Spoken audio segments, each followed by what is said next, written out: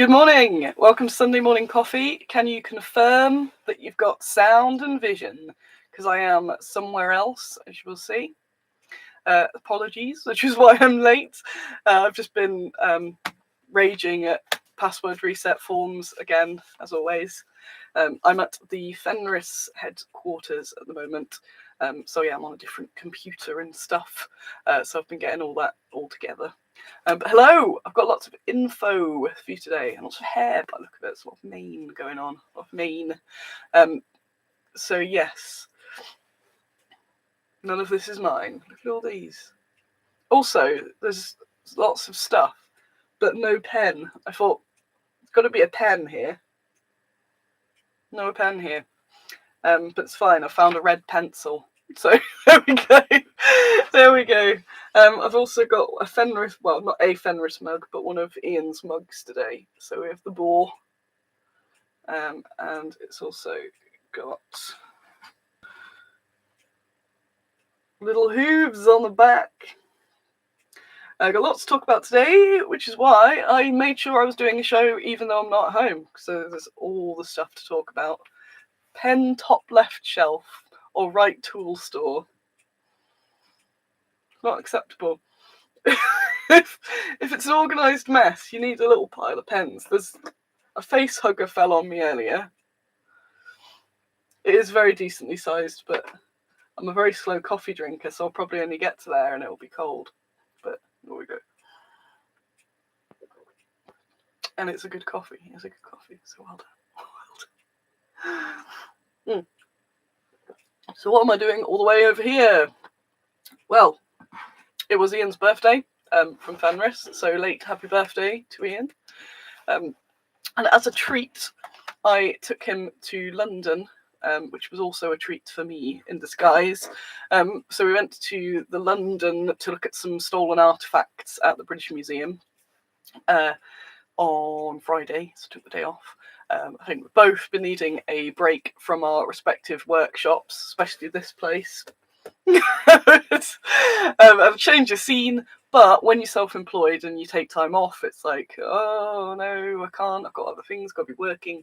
So working trips are a good catch. This mane. So that means that you can trick yourself into making it okay or something. So we got the train as well, because I've gone on a little train trip down to the London, and to get it cheap, I managed to, well, not cheap, just not astronomical, to get it so that we left really early and came back really late. And the British Museum is open till 8:30 on a Friday. So we were there till 7, I think, by the time we had to jimmy around. It is a proper workshop. I'm only being mean, but it's all the stuff. I've got the joy of not having to make the things in my office. That's why it's fancier. I do like this as well. This is cool. So we spent the whole day there, and I knew it's massive. I haven't been for about 10 years. I think Ian hadn't been for about 50 years or something. So we knew it was big and knew it was going to take ages, but still couldn't prepare for the vastness of it. So that was, I'll give a quick brief of what we're going to go into. So research at the British Museum, which was brilliant and a really nice day out and fun, as well as learning. But because learning is fun as well, it's one of those work that doesn't feel like work, and it's the like, this is why we do it sort of thing. So obviously I'm looking for things relevant to figures that I make or will make and things like that. Ian's largely looking at Ian's largely looking at like the scenics, so some of the all the ancient stonework which is there basically. So getting to have a proper close-up look at that for things like Rubble City in his own terrain range. So for that it was good, and also just for general geekery. So you can look at stuff. We were actually allowed to look at things that we weren't necessarily making miniatures of, just for intrigue. That's fantastic. This might kill me. So I've got that to talk about. It's British Museum. Since last week's show, I have completed I've completed Zenobia and Black Agnes, Agnes Randolph. So that's 4 of the 6 community miniatures that I need to be done before I launch the Kickstarter on Wednesday. So 4 out of 6 so far. The next one, Eleanor of Aquitaine, I need to discuss with you and ask your advice, because after this I'm going to a guided tour. A guided tour of Sherwood Forest, actually, to talk about Eleanor of Aquitaine. Who knew? It just popped up as a random Facebook ad and went, oh, nice. So I'll be going on a guided Eleanor of Aquitaine tour. And I was going to do Qing Shi's research today, until I saw that. So I haven't got my books with me here. So I've had to just been interneting frantically. But I wanted to get a decent-ish understanding before I go on the talk, so the talk can make more sense, and then I can get the person afterwards, who hopefully will know lots about it, and pester them for more information. So if I've got a decent starting point, I can then go, do you think she might have had this wimple or that wimple and that sort of thing? So I'm very excited about that. So it's been 3 days of mega learning. We also did the Deep in Hull yesterday, which was nothing to do with work, but it was ace. But I learned loads about fish. So to be fair, I just go, coral. Coral is the best. Coral is so cool. And what else? Eels, the little eels that do that. They're really cool. So I was absolutely dead from walking on Friday, especially as I haven't been moving very much lately with all my different illnesses and whatever. So my body just went, what? The whole day. Walking, what's this? My feet hurt pretty much like 10 minutes into getting there. So I was kind of shuffling around very zombie-like by the end.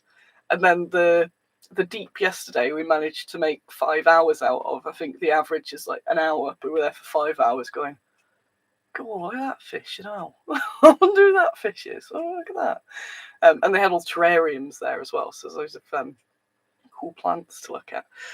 So I've basically just done more walking in the last 2 days than the last 6 months probably put together. So my poor little feet are all like, oh. Yeah, then I'm going to do another little bit of walking after, but it shouldn't be as much. It should be a bit, maybe, shuffled. I might just crawl. I think I'm just going to crawl along. Teach me of Eleanor. So yeah, I'm pretty knackered, but it's been a good slight distraction and detour. Look at this mug. We haven't done the tour yet, Andy, so I can't explain yet, but I definitely don't know enough about Eleanor of Aquitaine to explain anything yet. Zombies of Sherwood Forest, wasn't that about? I was just checking out. We didn't liberate any artifacts, but that's what I'd say on here. I don't want to go giving all my crimes away.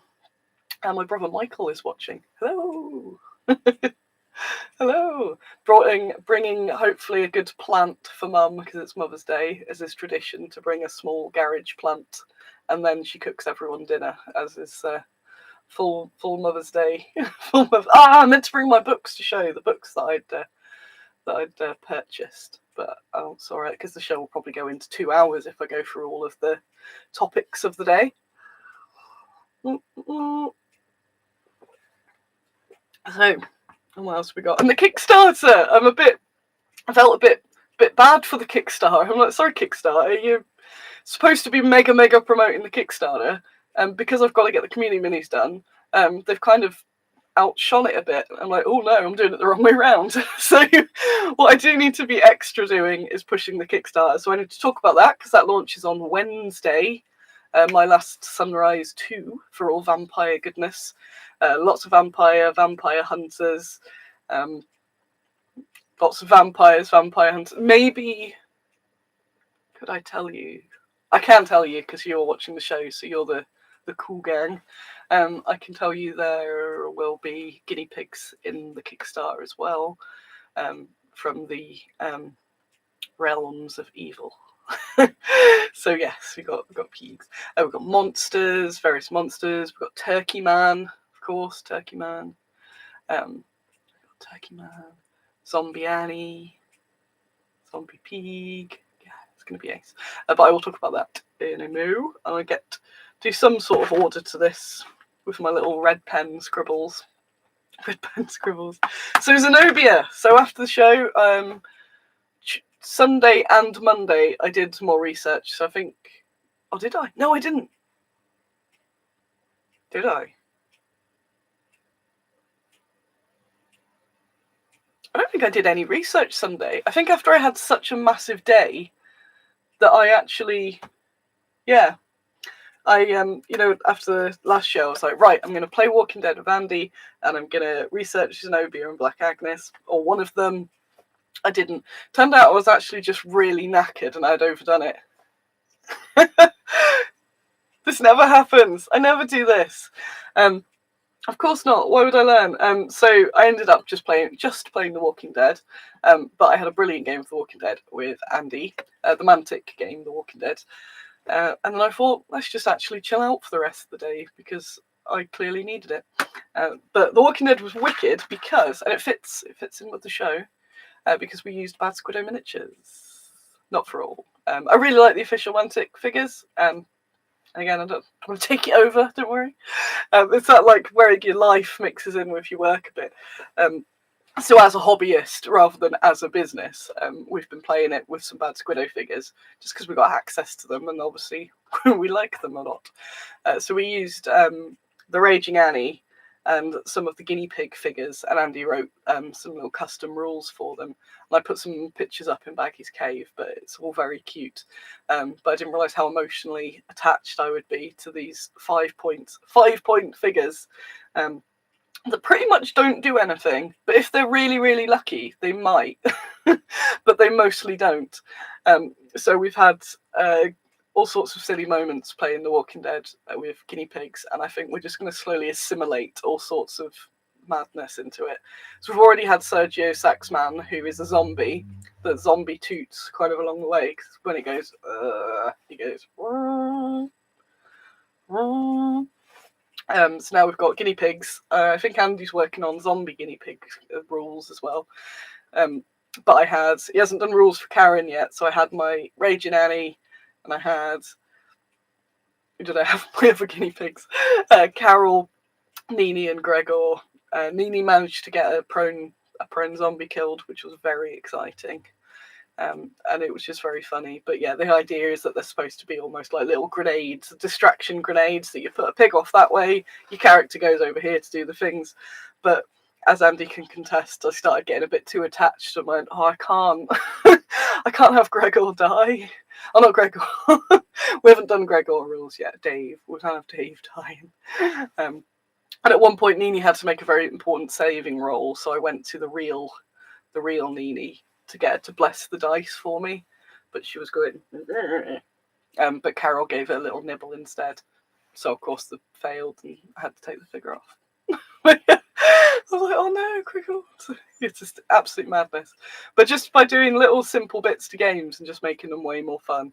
And I love the game, and we've been adding a bit more terrain, bit by bit, to it. That's us 2 gaming sessions in now. After 5 gaming sessions, we can have a serious discussion about getting an extender table or something. But we have to have 5 sessions first to make sure that we don't just go, let's spend money, and then I not lose interest, but get back in the habit of not playing anything. So 3 more goes, and then maybe we can get an extender. We got no zombie unicorn yet. But yeah, adding guinea pigs to a zombie, adding them to anything is amazing. Could they have a swarm turn where they pile in on a prone enemy?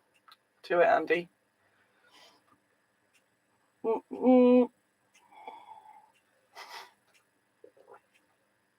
This really is a bucket. I don't know if Mum's still watching, but this is the mug Ian bought at Bosworth.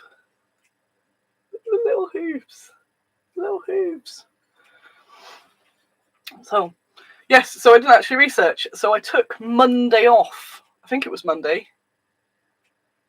Or it wasn't. But anyway, one of the days in the week I took off to have a day at work, a day at home, working from home, because I've got all the books out and things there anyway, and I really needed to get it done because I didn't want to be doing that last minute for the Kickstarter. So Is that like, just get this done before, and also before my brain goes off, because I'm currently on a mega history hype. Again, I'm like, thanks brain, go on a mega history hype now, where you're supposed to be on a mega zombie horror undead hype, but it'll come. I am not hyped by that too. So yes, I'll kind of briefly go through them, because otherwise we will be here for ages. But I got the research for Zenobia. I found all the notes that I took 2 years ago, which were in a different notebook, but I didn't look at them. So I read my stuff, took my notes, and then I looked at the notes I'd taken before, because they might have been on some different sources and things, and was trying to compare what I'd got from it from this round of research compared to what I'd got from the previous. And it's mad to just, again, how different all the different sources are, because there was stuff in that, and I thought, where did I get that information from? That must have been from a different book. So yes, the short story, Zenobia 2040 to 2074. She is going to look cool as. She was the one that I posted the picture up there 2 years ago as the first community miniature that I wanted to get out there, and I was in entirely the wrong mood for it. And my drawing was crap, and you basically all said it was crap, which it was, but I was just not in the mood. And I think I sulked and I took the page down, but I've got a print screen of my posts and a print screen of my apology post where I've put myself in the box of shame the next day, and I was like, I'm really sorry, I'll delete the post, but it's my fault for being too sensitive. And I said in the post, it's okay though, because I've saved all the responses, so we can bring them back up when I'm in a better frame of mind for it. I have no idea where I saved those responses. So I re-put the thread up on Baggy's Cave, going, look, I'm okay now. I'm okay. Tell me what is wrong with this, because I want to fix it. I want to make it right. And I'm not being wussy anymore. And I think I've scared you all, because most people were like, she's fine, nothing, no, fine, yep, good, yep, please don't please don't rage quit it for another 2 years, she's great. But you did eventually realise it wasn't a trap, and I got some really good feedback.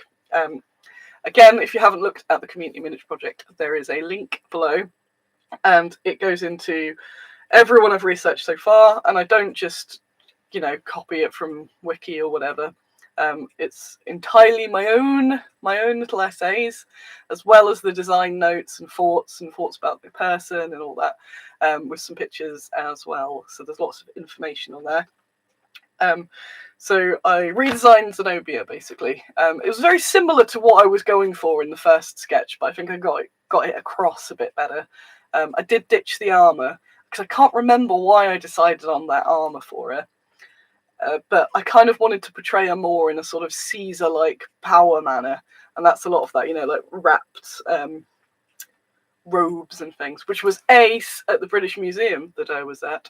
I did a bit of robe research, because it's in all the different ways robes hang in different styles, and so all of those, marble statues, and I like still using the old style camera, not emoji, but what's the word? Gesture. It's like, I was taking loads of photos. I'm like, no, I was taking loads of photos. Not as fun anymore, is it? I'm still going to pretend I'm doing this, that I'm looking through a viewfinder. So yeah, I took loads of photos of different folds. I changed the fold style, looked through that a lot. I think I was too hesitant to make it look too much like the Angus McBride painting. But in the end, I've just kind of accepted that my fate that it will. But it's because I don't want people to think I've just looked at something and copied it, because that's entirely not what I do most of the time. Sometimes something is just too perfect. But I thought, well, if I come to the same conclusion that he did, and I've kind of got my workings to prove it, I've gone through all this and then it ended up at the same spot. I'm like, that's fine. I don't need to do it different for the sake of it. Which is also when I get to Black Agnes, because the similar thing sort of happened.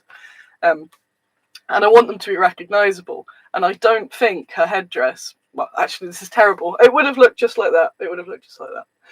So Palmyran, originally why I went to British Museum is they've got Palmyran busts, 2 funerary busts. And every single one of an adult woman that I've seen has I'm not very good at the terminology, so bear with me. Sort of like a turban, headpiece, depending on how, obviously these are the richer of the people, some sort of head jewellery and the veil over the top of it. And that is how McBride has portrayed her.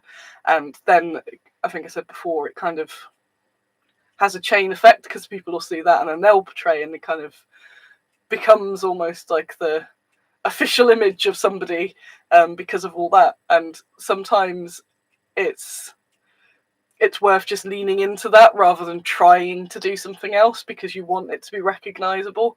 And as long as it's not, horrifically wrong, not got Lagertha in a horned helmet or something like that. Yeah, Jez Hunt says that it's a classic image, like doing a Henry VIII that doesn't have a whole, I can't put Holbein look. But yeah, that's how they're seen. So one for recognisability, and the other darkness of sellability as well, because it's like you'd immediately, go, oh yeah, that's Zenobia.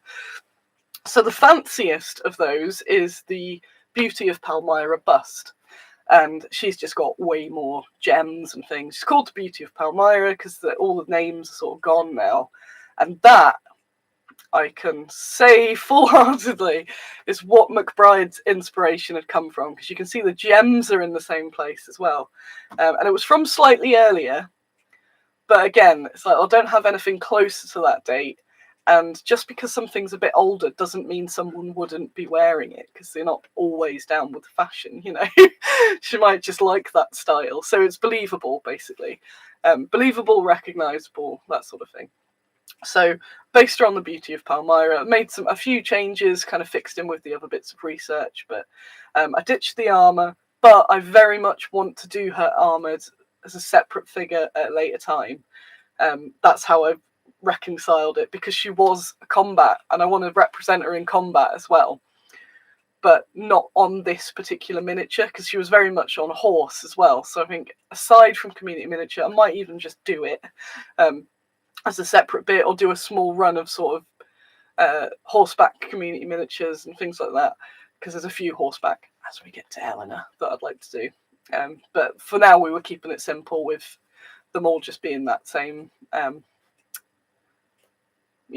same. I think, I can't remember if they were £4 or £5 I put on there. I think £5 as a mini. So yes. So I ditched the armour, but don't worry, there will be an armoured one. I don't know when, but there will. And she'll be on a horse or a camel.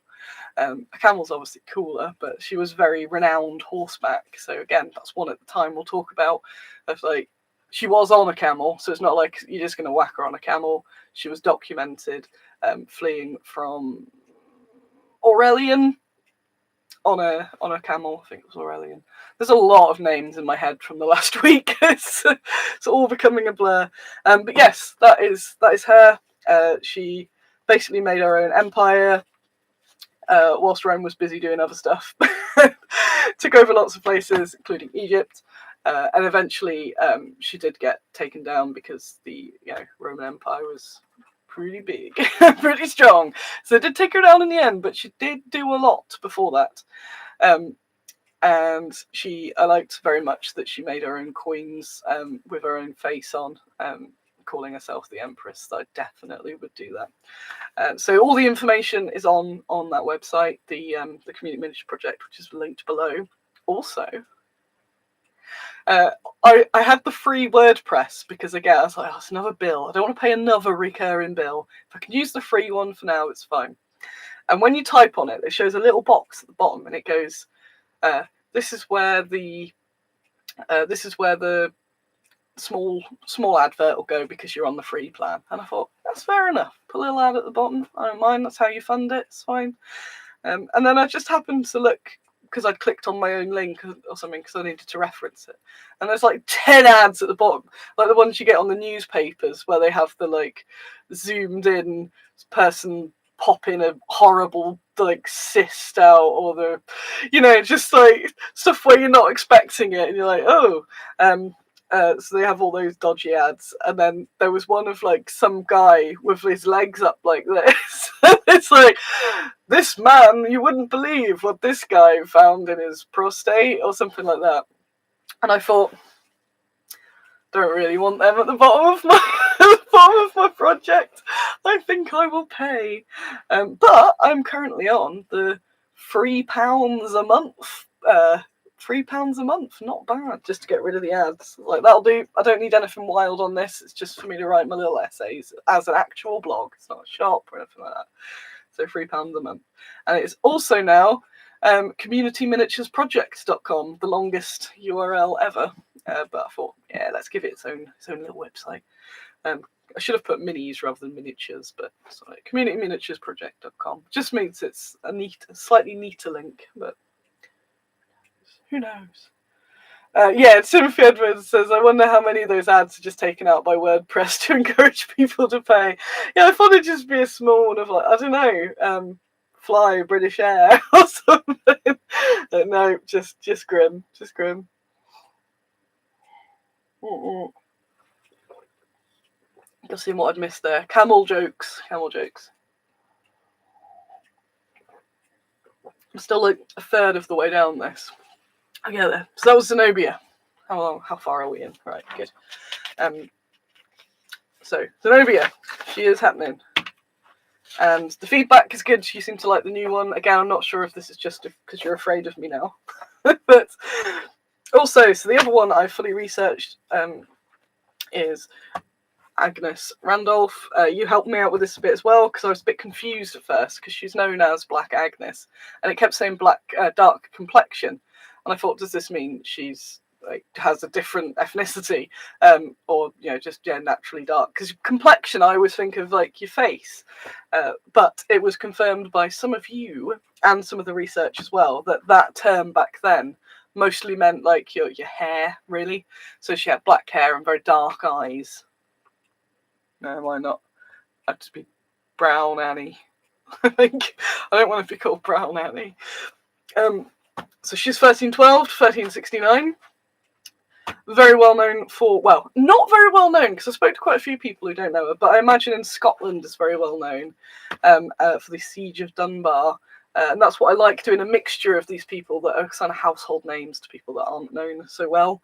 Her sort of claim to fame is winning the Siege of Dunbar. And when I looked at it, did the maths. She, oh yeah, that's true. Sorry, but usually more technical around. I was like, oh yeah, what's going on here? I saw somebody at the museum with very purple hair, long curly purple hair, and I thought, yes, I'm going to purple again. That looks ace. Just realised that it's not as jazzy. It's all washed out. Don't worry, I'll have something ready for salute. That's partly in my salute plan. So I was like, get this, and there's usually something where it's dye hair, makes your hairs as fun as possible. So yes, Agnes, as is standard around those times, her husband, who is not the king, the Earl of Dunbar, he's off doing something else, says, can you just look after the castle? She's like, yeah, no worries. The Earl of Salisbury, I think is, confirm my notes. But yeah, he goes, what a good time to siege a castle, because it's just a woman there. Let's get some easy pickings. And obviously that doesn't happen. So there's various fun anecdotes of the siege. A bit that I did like is, she seemed very sort of sarcastic and taunty, which I like.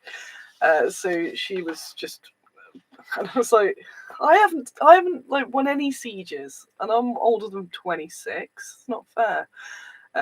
One of the points they said, if you don't surrender, we will kill your brother. We've got your brother here. And she said, well, I'm his heir, so kill him. I ascend the ranks, so whatever. And that reminded me of Katerina Sforza, who allegedly said they had her children, and they said, we're going to kill all your children.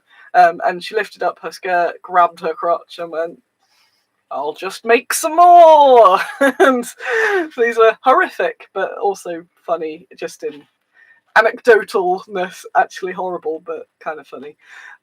So a similar sort of woman in siege position going, I kill my family, whatever. got my castle. I got my castle. So it's also goes against that sort of emotionally blackmailing women and thinking that the women will, give in and go, oh no, you can't do that. Here, have all of the things. So no, not having it. Not having it. So another of, what was the other one? Also that the ladies in waiting dusted as a part of performance, basically, were dusting the ramparts with their little lacy handkerchiefs, like, oh no. And one of the bits was they were throwing boulders in. I see Andy's trolling in the corner, and I've ignored it, so he's deleted his own troll. It's quite good. So yeah, they threw the boulder. Oh, they threw the boulder in. They're obviously attacking in a siege, but one of the boulders almost came sort of straight back onto one of the siege machines, crushing everyone. Which again is like, oh, this is a good anecdote. Like, no, loads of people died, but as you know, the coldness of warfare, it was a good move. So she did do a lot of good military moves, basically, whilst basically they're just standing up, going, "You're right there. You're right. Still sieging because." Nothing's happening. Do you want any chips? Do you want any chips?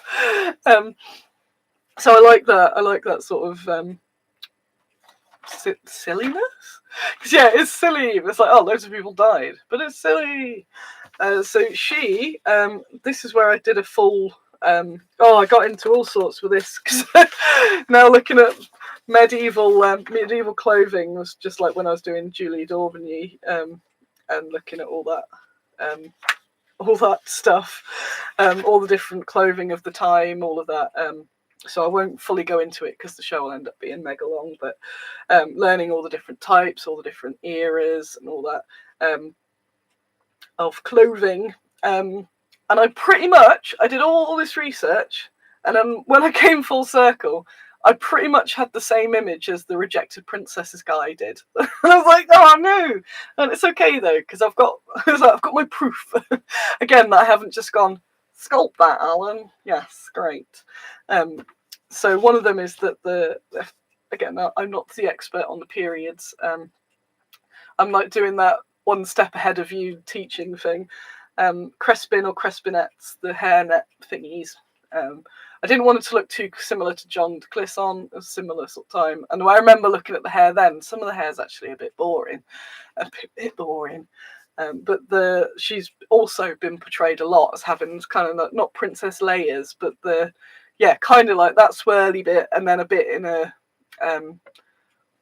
sieve, the two sieves basically. There's Andy going, I wondered where the sieves had got to. It's just me doing that in the mirror going, yeah, that works. So again, that's she's kind of seen as. All those older paintings, even though they're not contemporary paintings, they've got her in that sort of style. I thought it's cool. And yeah, I pretty much went for the right, I want her to be fully laughing and taunting. And one of the drawings from Rejected Princesses guy is her going, ha ha ha ha. I was like, God damn it! We kind of came to the same conclusion. I'm just shuffling in here. So I changed it a bit because I thought I definitely wanted to be laughing. So she's got tippets, which are the bits that sort of come off here. And there's different types. Some where the sleeve sort of turns into it, and others where they're sort of on. And you've got to think about casting. So originally I thought, but her arms can't be too far away because then you've got this bit of metal sort of there. So I kind of can't quite see from the pose, but she's kind of got her arm there and the other arm like, you losers. And it was just a bit of a figure. So I had a good chat with Alan, the sculptor, after, and then some of you agreed as well that she should definitely have a hand on her hip as well. So I originally thought about that, but I was like, that sort of pose. That's the one. I spoke to Alan, he said that'd be great. We figured out how we can get it to work without giving her like enormous tippets or anything like that, or having them break, just by having it like goes in, touches the side of her, that sort of thing. So she will be in that pose. And yeah, I've got all the details. I've got the references as well for all of these. I've got colour references, so when I get to the painting stage, we've got that. I had a really good chat with Alan. So Alan Marsh is the sculptor. So most of our sculpts now are either Alan or Shane. Alan is doing all the community figures. He's the one he's done most of like the bigger ranges, so the Shield Maidens, all World War II, that sort of thing. Yes, Andy says, you haven't told them I've been posing as these historical figures as a model. I haven't, no. I got Andy to do a bit of posing, and we decided not to in the end.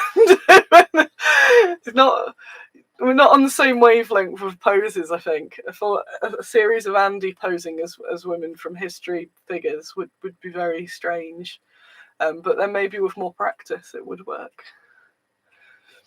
If all the figures all look a bit like Andy, you'd be like, yeah, she looks good. There's a certain Andiness about it that I can't put my finger on. Oh, what are we on? We're on Agnes. Oh yeah, and Alan. So I had a really good chat with Alan, and he was saying, because I went through, basically did this talk to Alan, because I wanted him to know about all these people. And it's a reason I really like working with him. And I didn't kind of get it through enough in the text when I think I put one of my sketches up, because people were, saying, well, this, your anatomy is not quite right and all this. I'm like, it's fine, because it just has to translate really to Alan. And he's so good at it that he can just sort of, as long as it's the gist of where I want things, so like if it's a jewellery or a dress or whatever, he'll fill in the gaps and correct it as he does it.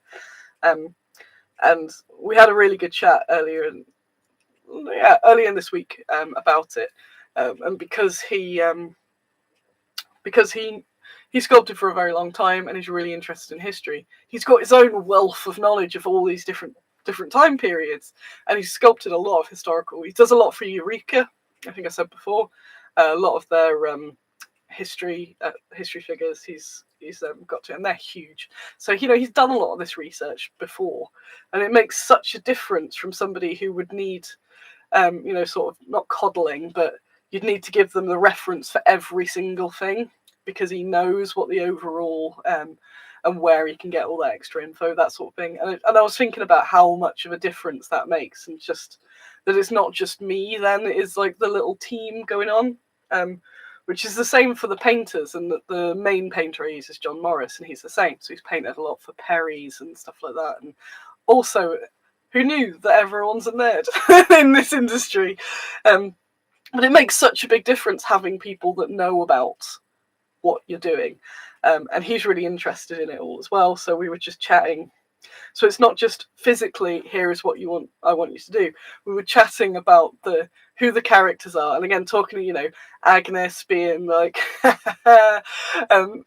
Julie d'Aubigny being kind of almost upper self a little bit, and very cocky. So we're like, yeah, she's definitely got to have a head up, and like, everyone, basically all the minions are going, losers.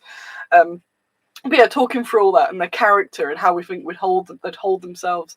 And I said about my crap drawings, and he said actually he prefers my crap drawings to if I'd got somebody to make concept art, basically, because he can see what I want. So on my scribblings, basically, as the scribblings, he said what's important as well as the final position of a hand or whatever is how it's the movement of how it's got to that. And when I'm scribbling bits, you can see what I'm kind of aiming for, whereas if it's just a very well done line drawing or something, it's not quite the same. So that gave me some confidence back. I was like, yes. And he said, yeah, they're very useful. Never had a problem with my crap drawings, basically. So I was like, yes, go crap drawings. They do serve a purpose. And yeah, it was just a really good chat. And there were a few bits where he'd sort of said about about some of the figures and like, oh, would that be there and stuff? And then we did a bit of research again and went, oh yeah, definitely. Yeah, good job you caught that and stuff. And that got me really infused as well, because I'm like, yeah, Alan's really into it. We're doing, and I explained to him as well how because we're catching up. So do you remember 2 years ago when I first told you about this project? Yeah, I said about once we're caught up, it's going to be a nice thing for him as well to do. Again, I keep saying about one a month, because obviously he does a lot of army sculpting and all that. I think he just done some small Napoleonics, and it's nice to have a break between those just to do one almost fun thing because it's different. So he's excited about that because it gets him his sort of a regular side project to get on and get interested in as well. So I'm really happy with that, and it's got me really team happy. I'm like, yeah, go team, this is ace. So yes, we're looking at the time going, I'm planning about an hour today because I've got a lot to go through. So just as a heads up, if you're thinking, oh, she finished yet? So yes, Agnes is also designed, and yeah, she seems cool. So everyone in Scotland should buy her, I guess. That's and outside of Scotland. It's another thing where I think I said to, it was probably Alan, about my, like, not self-loathing, like country loathing. I was like, haha, yeah, bloody English, the worst. Oh no, that's me.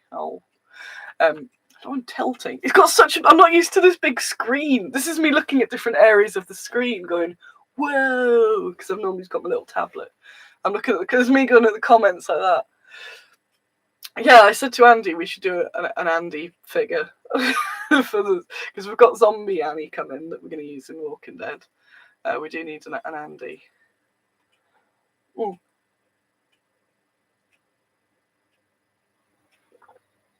I was like, what's that? Oh, it's a clock ticking away. Right, so community minis, awesome. Still Eleanor of Aquitaine to discuss today, by the way. So that's done. Ooh, my little red pencil. That. Alan. A bit of museum. Yeah, I'll just go brief through the museum basically. What were the highlights? Highlight bits. Oh, the Ghoul Curtain. So I'm currently at Fenris, for anyone who missed the start. This is Fenris Games' little workshop. I'm not as hands-on. I haven't got these. I'm just going to do a tour of what we've got. In here. Oh, there's a guy. Marian's like, oh, what's she finding? He's got all his treasures. So, like, there's a guy. I don't know what that guy is, but he's cool. He's got some good drape on him. That's some definite Emperor vibes there. I wonder if that's got autofocus. No, it hasn't. It's got some Emperor vibes. We've got. That's where you just hear banging and then you hear. Yeah, causes inadvertent Fenris spot. That's not a Fenris figure, that's something else. There's like this guy, he's got some stuff going on. What's that? Got sculpts. Big dragony thing. Don't know what that is. We got that. What we got? Oh Lord, I won't show you that. That was nothing actually. That was just me being mean. Oh, he's got books and all. He's got books and all. What we got here? We got over there some good minis. We've got this little child's head. Got this head here. Anyway, oh yeah, there's treasures. I haven't actually had a little read. Got these. Oh, I won't show them because that looks like it is a. See, I'm not awful. That looks like it is something that's not been shown off yet. But that's very cool. I like that. I wonder if my bad Squiddo fig. Last time I was in here, there was a bad Squiddo mini on the side. So she's now been absorbed. What else? Is that a ghoul? That's a ghoul. I love that. I love that. That's a wicked ghoul. You've got ghouls lying around. Anyway, we start with it. Then we'll go into a bit of museum, bit of Kickstarter.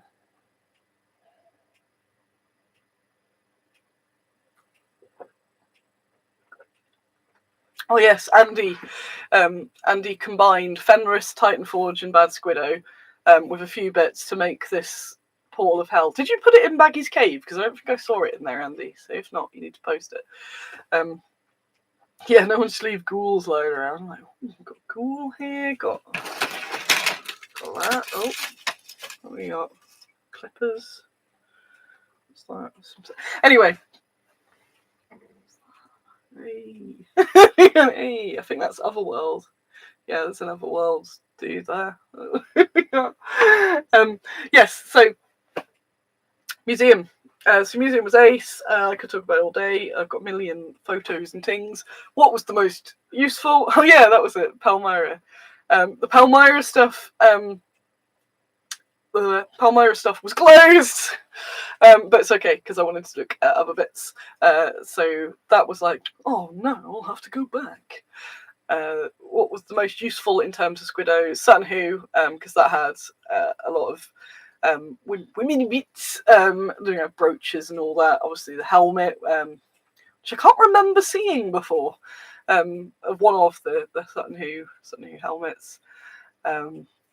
The mummy said it was absolutely rammed. It was rammed all day. I'm sure last time I went, I just walked straight in, but there was a queue like down the street and everything, and then absolutely just rammed all day. The mummy section, the Egyptian section was almost invisible because it was just crammed. But the highlight for both of us in the mummy was somebody with was TB. And their spine was at a right angle, and they said that was like the later part of someone having not a great time. So yeah, we'd both kind of gone, oh. So there's all this other stuff, but the spine was like, oh, I just feel bad. I just feel bad for them. Yeah, tuberculosis spine was just didn't look like a fun time. I obviously looked at a bit of the ancient Egyptian lady bits. I'd like to get some Cleopatra going on in the community minis when we do the next bit of voting. What else was of relevance other than just stuff that was the cool history stuff? Satin Who bits. There was some Chinese armour that I particularly liked. Japan was closed as well. Let's look at that. Oh, the bit that got me all emotional. As well as laughing. I posted it on Twitter. I'll put it in the group as well. One sec. Boys, I'll try and keep my best coming at you to a minimum. Not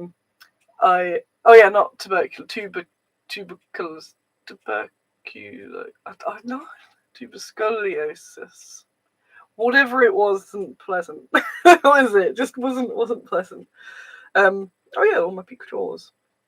I liked all of the women trampling on men in the India bit. That was good. That gave me some ideas. But also in the Chinese section, there was a lot of this, and I haven't found out what it is. But it's just a lot of standing on little cows. I don't know what it's about. And they don't mind. They're just there, like, and even this was like just as for both feet on that little cow there.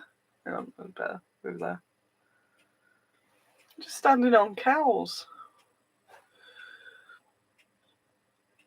That was a good bisexual pose. I thought there. Like, yeah, that pose is going in somewhere. So some bits it was like poses, ideas, clothing. There's just so much you can get from it. That was the fashion at the time. Do me on the standing on the cow. There's a better picture as well, standing on cow. And I've been trying to Google. I could just move that light. Oh no, then I'll mess it all up. But yeah, you get the idea. They're standing on a cow. That means that the other picture that I've come for won't show. But just wherever you go, whatever time period, whatever country, culture, we've just been sculpting little guys forever, and I absolutely love it. I don't know, it was just that, and I had that post that I put up about a week or so ago on Facebook about how it was like a no shade, and I always put like, nope, it's not a war, no shade against digital sculpting and all that sort of thing. There's no either or, and it was just saying like, that's Squiddo, we mostly do things traditionally because that's what I personally like, and I make stuff that I personally like. And one of the reasons is like it's just such like an innate human urge to make little guys, obviously little ladies, little animals, but with the animals I always call them like little guys. But yeah, it's like as soon as we've been able to make things, we've gone, let's make little people, little animals, and we're still doing it, and some of the techniques are still exactly the same. They sculpt them, and then they cast them in metal. And I'm like, how? There's no difference between, say, like Joe, who's watching this, Joe sculpting me some guinea pigs and then casting them in metal is no different to somebody thousands of years ago, you know, a very long time ago, doing exactly the same thing, or doing that 100 years ago or 500 years ago. We just always do it, and it's just that connection to our past or something. And I was just like, we've just always been sculpting little guys. I did get a bit amused by one of them. Hang on, let me just bring that up. That became a meme for the day because it said 3 bronze birds, 2 hares (brackets question mark) and a fawn. And I thought, it's obviously because they're quite, you know, obviously a lot of older bits there aren't done 100% not accurately realism. So they're just, you know, you're not quite sure of what some things are because they're on that sort of simplified style. But I absolutely love it, just as a joke, basically. Like, the poor sculptor, someone out there, someone's going, a hare? Maybe it's a hare? Perhaps? Oh yeah, that's kind of entertained me. 2 hares, maybe? That's what we got. Yeah, slightly less of the old lead these days. Yes, a little bit. No, I've not seen the Agnes complaint letter. What is that? Naive. Bless them. So those little ones were from 8th century BC. So just, yeah, and they're on, like, even the bases they're on for casting is like the same as my puddle bases. I'm just like, there's just something innate, and I just love it. Who knows? Who knows? At some point, our guinea pig figures will be there. Oh yes, I did see that complaint letter. Yes, the oldest complaints. Yes, amazing. Yes, I did see that. Yeah, I just, it's that whole, like, things don't change. It's like all of the old complaints about teenagers these days and how they're gonna make the downfall of society or something. And yeah, they're throughout. So since there's been humans, there's been sculpting little guys complaining about teenagers and products. And that's like, no matter where you are or when you are, that's the like death, taxes, and complaints and little guys or something is the.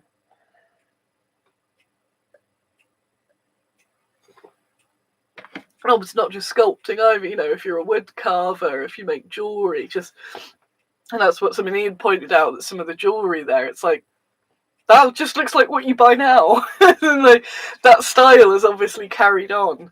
The mixture of the inspiration and all that. They had a shop. I'm sure that wasn't there last time. A shop, the expensive shop with replica things, and they had like super cool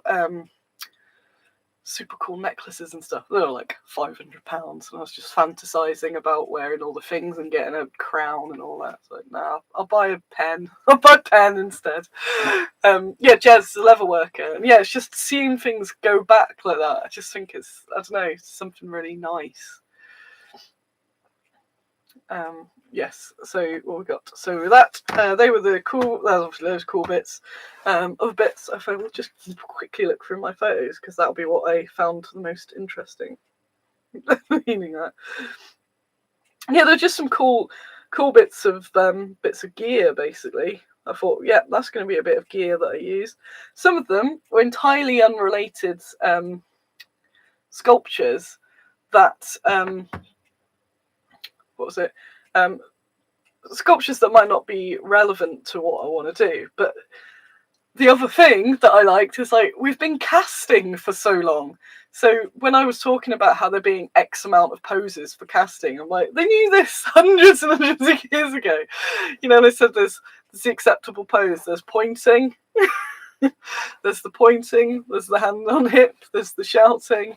And there's all these slightly different sort of but similar poses again, because it's got to be castable, which I just find brilliant. So I got lots of different sort of poses there that I thought, yeah, that's a pose that would work regardless of the figure. What we got? Standing on cows. Oh, I got another guy standing on a cow. That was in the India section, so it's definitely that Asia. Oh, that's on a person as well. Again, you can't really see it because of that, but just the idea. It's just a lot of standing on cows. And I was just wondering. Because it didn't mention it. I thought, in the little side bit it might say. And I had to look online and I couldn't find it. So if anyone's really bored and wants to know about ancient Asia standing on cows, I would appreciate it. Anything else that was, again, it's just a million photos as you'd expect. I mean, yeah, just looking at, the portrayal of women and how they portray women's bodies and all that sort of stuff. It's all really interesting. I accidentally took a picture of a woman that looks just like me, and I looked at it and thought, how did I get a picture of myself? It wasn't. I just had a doppelganger. It's a German doppelganger there. This made me very happy. Not that one. Not you. Not you. Who is it? Just seeing bits like that, and I'm like, that's Brynhilda's axe. That's the head of Brynhilda's axe that I've got. And when I released it, some people were like, it's too big, it's too GW. And I'm like, no, it's like this big, it's enormous. So yeah, partly, as again Ian can testify, it was partly me going around the museum going, ha, told him, look, it is there, it is real, look, see? Got you all. So yeah, and then again, it's like, that is the axe, that is the thing that we do, the thing. I love museums. I've always loved museums, but then having them when it's so relevant to stuff you're making just makes it a million times more interesting as well. So some bits I kind of went past, and I was like, yeah, it's some stuff. But I know when I come to be researching for some other reason, I'll be like, oh, yeah. I do have an aversion to pots. I was skimming a lot of pots. So we do, as humans, do like making a lot of pots. You won't be able to see it well, but that's Clive, the pufferfish that I met yesterday. Just floating about there with his little teeth, little Clive's teeth. So yeah, the museum was good. Definitely going to go back. We made sure that we did all of it, well, all that we could, just to get a vague mental note of what is there. And then when we go back, we can focus on areas and do a lot more research. I was trying to find if there was a time where it wasn't as busy, but it just seems like it's always busy, which I guess is good because people want to learn stuff. Geez, £3.80 for a coffee though. Bloody hell, £3.80. What are you doing? Definitely bring in the thingy next time, the old thermos. Right, so museum. What I should be talking about is we're coming to 57 minutes. It's my damn Kickstarter. I think because it's not historical, there's less to talk about. Because I go, it's cool undead stuff. Buy it. What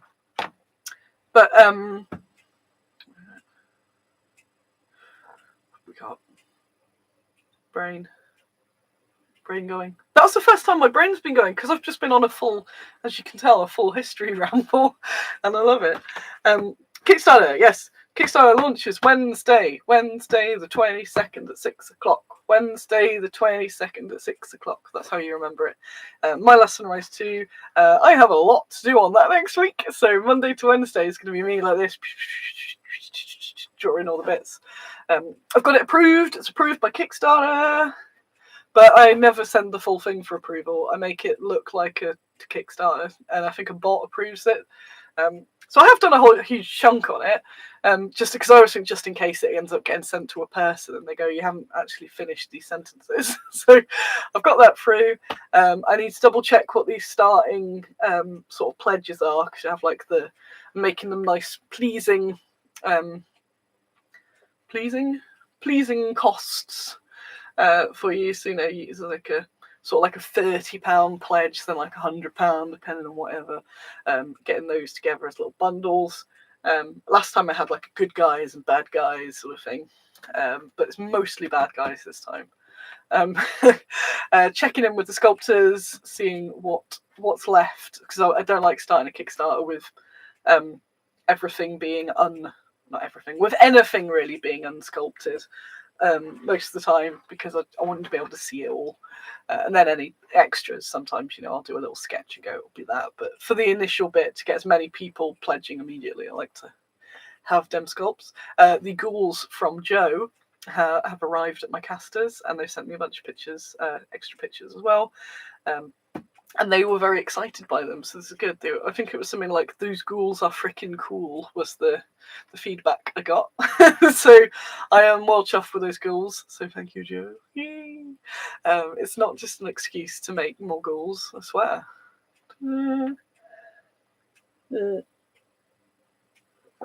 I put some info and a spoiler in the latest newsletter. I think the newsletter is also down there, and you can go back through previous newsletters as well. But yeah, we've got Bride of Frankenstein. We've got Lady Frankenstein. That is not the Bride of Frankenstein. That is a female version of Dr. Frankenstein. She's also a doctor, a lady doctor. And she makes a lady monster. Maybe there's a parallel universe where she's not actually Mrs. Frankenstein, because they would be related and that would be weird, but they got together maybe, and then their monsters got together, and then their little Igor people get together. But yeah, it's like a gender swap mirror world of all that. So I've got those. I've got what else have I got? I've got mummies. I was looking at the mummies in the British Museum going, oh no, I've got it wrong. Oh, the bodies are all... I went, ha! Then I found the ones with the separate wrapped arms. And I've decided that the reason they did start wrapping the arms together is because it's helped them not kill people when they get magically raised. Because they would just sort of... So yeah, I've got mummies. I've got some really cool looking mummies actually, a little different. I can't spoil it, but they've got some other bits going on there. They're not really Egyptian-y style, they're more sort of Mayan types. So there's some bits in here. We've got that, we've got Turkey Man and his massive buttocks. We've got Turkey Man, his massive buttocks. What monsters have we got? We've got Lady Werewolf. That doesn't have giant werewolf boobs, because that's mostly what I found in Googling female werewolves. Oh no, I've seen some things you people can't imagine. So we have actually a cool looking female werewolf. What else have we got top of my head? There are actually a million vampires. The pug. Some vampire hunters that can also be guards. We've got the ghouls, got the pigs, got the zombie Annie. What else we got? Witch. And then there's a few bits that are currently being sculpted, and it's kind of a matter of when they do. So I don't want to get them too promised. But yeah, we've got a lot. Yeah, very interested to see a Squiddo-style werewoman. Yeah, and I get it, because it's that whenever you do any sort of anthro, any part animal, part human, it can be weird to get it right. And because we got Sandor the werewolf. I think Eleanor is what I called our werewolf. Eleanor the werewolf. Yeah, it'd still be a werewolf. As I look up there, I saw a bunch of Joe's anthro things, which I think are just perfect. They do it just right. But yeah, when you've got things like rabbit people and they've just got like big hairy boobs or something, I'm like... But then also if you give them like anatomically correct animal boobs, it's even weirder. If they have... I think there's a pug or something and it's got a chainmail bikini and it's like all covering all the nipples, which is quite funny. Yeah, oh, good lesbian furry cops. I see you all. I've seen it all now. I've seen I've seen the Google results. But no, we won't be doing furries. Although maybe we'll appeal to furries. Because I was actually looking at it. I did think, could I tailor my ads? Would it be interested? I don't know what the crossover is. Croneman the Barbarian Meta Werehamster, yes. Oh yeah, some of the vampire hunters are just cool fantasy figures as well. So there's all that. So yeah, it's cool. It's cool. It's not history, but it's cool. So yeah, keep an eye. Brain. I will be spamming it next week, and you have to legally, you are now legally obliged by watching this to help me do the spam, because I desperately need to do it.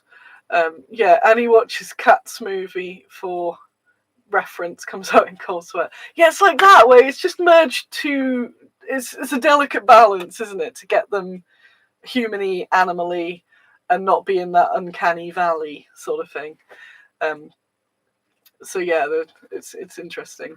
But I like, it's just that whole thing of whenever people try and do female monsters, they're like, boobs. And I was on Boob Watch at the British Museum, looking at all these, again, all across all the different cultures. There's parts in history where people, I was like, that's a good, like, I always forget other people are around. I'm going, that's how you do boobs. That's how you do boobs. I'm going, not that, not that. And yeah, there's a lot of historical boobs coming from like the neck. And yeah, it's like, I wonder who sculpted these. Yes, men. Flip side is, if you draw a werewolf dude unclothed, like werewolf nards, yeah. Oh, don't get me started on that. Like, is it a human genital or a? So so anyway, an hour in, the other bit. So I will be spamming that and I will be spamming that, and you can help me spam it, and you can back it. I haven't got the link in this bit here. Why did I mention this? No. It's like the whole Chewbacca thing. No. Yeah, that's it. The longer I talk, the more I just start getting into the awfuls. No, don't worry. It's fine. Well, Turkey Man's a bit like that, I think. I don't think Turkey Man's got a bit of a Ken thing going on, but then the massive buttocks, so who knows? Who knows? Don't get me started on centaurs, exactly. I did see a lot of genitals at the museum yesterday. I may have pointed out every single one because I am a grown adult.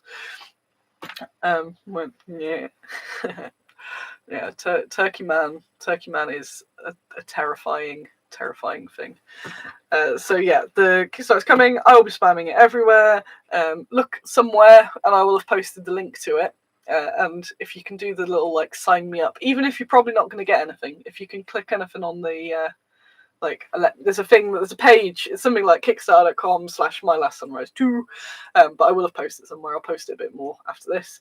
And if you put follow on there, then that is good, because it gives me more. It's all about the algorithm boost, so it gives me the algorithm boost, and people will see it, hopefully. And it helps Kickstarter, because sometimes the more watchers there are, then it like puts you up forward as well. Yeah, there's always this like support pledge if you just like, it's cool, but I don't really want any of this stuff right now, or I've only got a quid, but have a quid. So yeah, there's all that. Giblets and ghoulies. It is. I have got my long-term plan to make a down with this sort of thing inappropriate company, but secretly. So maybe I've already done it. And then I'll put myself in a war with them and go, oh, look at these are disgusting. And then from my other company go, oh, look at this prude. And then I'll just get everyone, and then I'll be absolutely loaded. But yeah, running one company, running a side secret company, it'll just be even more work. But I like the idea of it. So go, look at this, disgusting. Let's give them loads of adverts. But it's all me, no matter where you buy. That's the secret. Every wargame company is actually just me.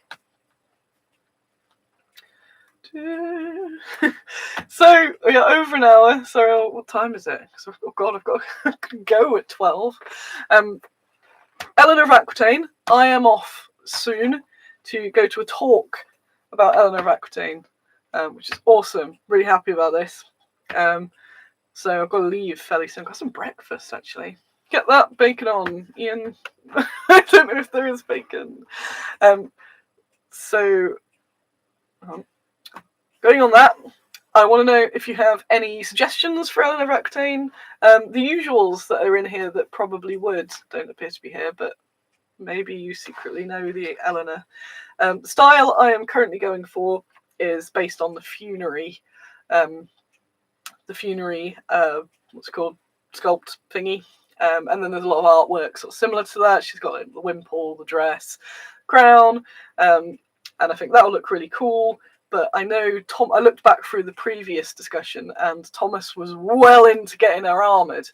And I did learn that I don't think she did any combat. It was more that like sort of Elizabeth I, where it's sort of like, I'm here. You can now get +1 because I'm here, rather than actually fighting. But she did have I haven't any direct reference to her in armour, but definitely her ladies in waiting, so she would have been as well, in armour, just as like a bit of fun. On the Second Crusade specifically. She goes on the Second Crusade, and all her ladies are all in armour as well. But yeah, just as a stat bonus to the fighters or something. And I do like the idea of having her as a figure that you could use in your games for fighting. But for this miniature, I think same as Zenobia, I'm going to go for the classic look. But I am very tempted because there are 14 community miniatures unlocked. I don't know how well this would go down with people, because I said you could vote for everyone. To do 2 Eleanors, a double Eleanor feature, like I have with Aethelflaed and who else, Boudica, those where I've got like the classic version and the fighting version, and I think a pack of the 2 Eleanor, because she's so well known as well, might actually go down really well. So I'm interested what you think about that. So yeah, then we could have a fighty version of her and put them in the same pack. Tim says add to the poll. Yeah, I'm tempted to just go like she's auto 1 and just bring her in. Yeah, no, you want to kick off, because then they could be on the same mold. It's basically to like get them in. Maybe I'll just do a poll of shall we have a second Eleanor or not. That might work actually. Because it was just Thomas, to be fair, that was really keen on it. But I agreed with him. I thought it would look really cool to have the 2 versions, like say like the good old days that we used to do. So yeah, if anyone's got any information, pop it in Baggy's Cave. I've been sort of cramming it all in my mind this morning, just so that when I go to the talk, I've got a bit of prior knowledge and have specific questions to ask them. Tim says, yeah, you should give us Prolls the illusion of democracy. Yeah, exactly. Yeah, so yeah, that's it. So Eleanor, I was going to do more about Eleanor, but yeah, it's 10 past. So 10 past the hour that I've done. It's 20 past in human time. But this is a very long show that I've been doing. I still haven't finished this coffee, but it's probably still got some warmth to it. Is there anything else? What's this? I was looking at all the Fenris goodies. He hasn't posted for a while, so maybe he's on the bacon mission. That'd be cool. That'd be cool. What's that guy? Yeah, so this is where Ian does his sculpting. And a lot of obviously Fenris stuff is putting bits together with other bits to make more bits. So like rubble cities, and then almost building brick by brick. So that's why there's kind of bits everywhere, because it's like a micro bacon, right? It's a micro version of a sculptor, the big brick sculptor sort of thing. Oh yeah, the Lamassu were ace. There was some cool Lamassu. On that bombshell, there is some good food. Probably more stuff that I was going to talk about. But as you can tell, it's been a long show. I'm very infused. Really excited about that. We've got Salute next month as well. So yes, Salute, Community Miniatures, Kickstarter, all going on. And yeah, I think Ian, you have to do a few more BAPs. There's a few more people in that Bacon of Aquitaine. Get me some breakfast on the go, so I'm absolutely knackered. Need my energy for shuffling around. Thank you all for coming along. You're ace, and I will see you around. I'll probably do a stream somewhat in the week to do something with the Kickstarter, so you might see my face again. Bye!